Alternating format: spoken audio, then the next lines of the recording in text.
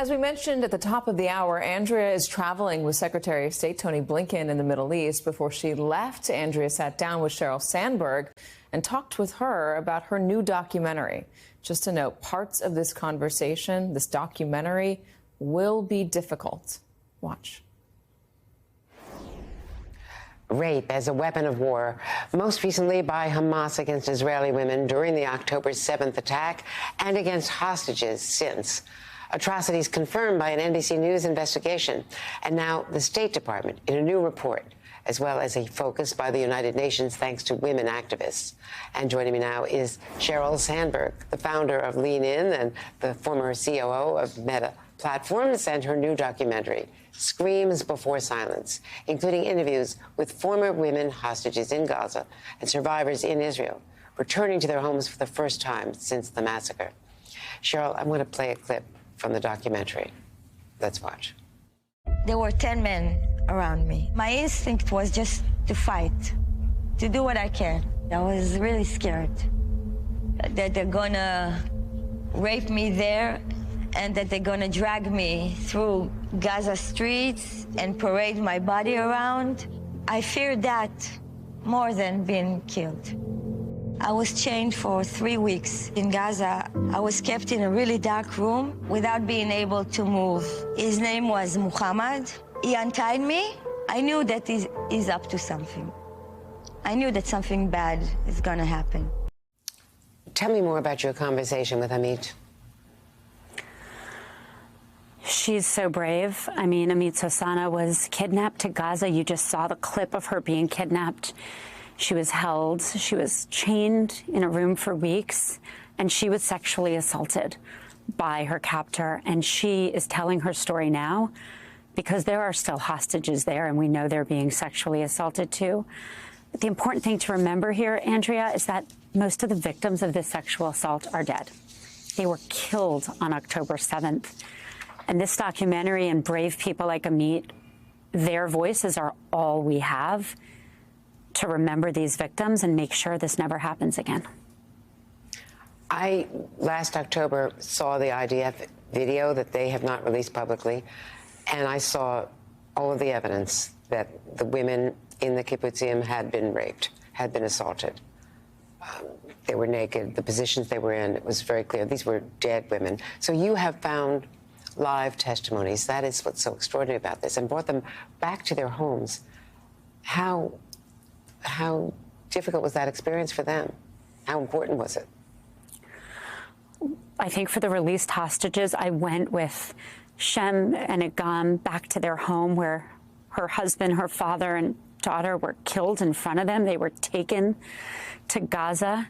And Agam, she's 18 years old. She, in this documentary, testifies that half the hostages that she met in captivity, some of whom are still there, were sexually assaulted and being sexually assaulted. In another part of the documentary, this amazing man, Rami, this guy's a hero. He's a private citizen. On October 7th, the sirens go off. He drove to the battleground with the terrorists there, saved hundreds of people.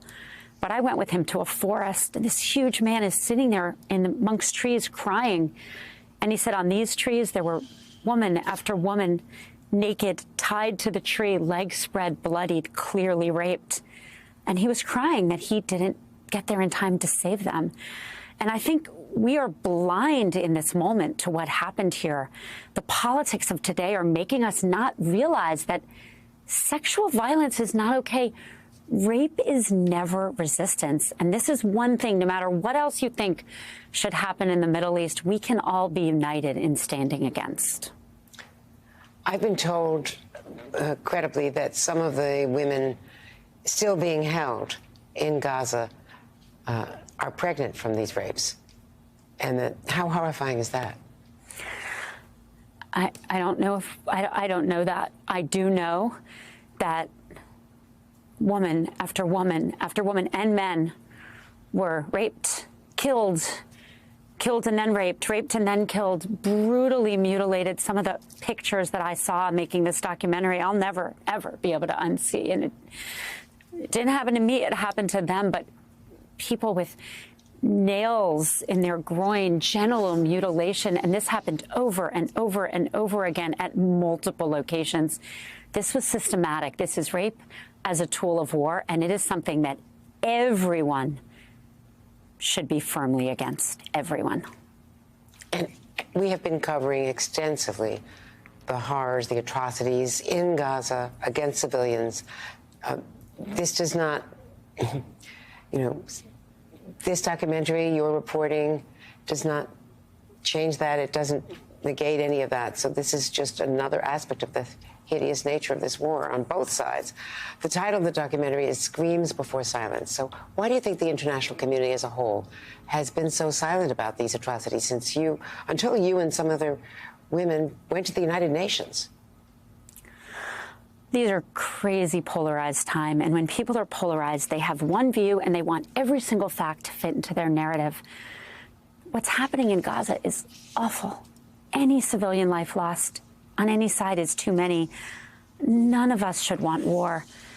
But even if you believe what happened on October 7th is resistance, and I don't, I want to be clear, but even if you believe that, sexual violence is still not okay because rape is never resistance. And people have to be able to see the truth here. And if it doesn't neatly fit into your narrative, that's okay, because things are not so black and white. And I think we have to recognize that until just 30 years ago, rape was just considered part of war. It's only been 30 years since Yugoslavia, Bosnia, the DRC, where rape started getting prosecuted as a war crime, as a crime against humanity. So in this moment, no matter what else we believe, we have to hold that and not turn a blind eye, because if we backslide on rape, women all over the world lose. Right now, as we do this interview, this is happening. Ukraine, Sudan, Ethiopia, around the world. We cannot let the politics of today backslide on this critically important point. You've said that this is the most important work of your life. You've done a lot of work in public service in the corporate world, obviously in IT. But this is the most important work that you've done. Screams Before Silence. Yes, I believe it is, because women's bodies need to be protected. Men's bodies need to be protected. Women should never be raped. Women should never be utilized, and neither should men. And we cannot let today's politics make us blind to that. I really hope people watch this documentary, because you can hear it for yourself. From first responders, from released hostages. Just watch with an open mind so you can see what happens.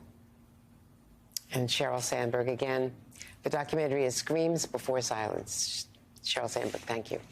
Thank you. And you can watch the full documentary on YouTube. It's called Screams Before Silence.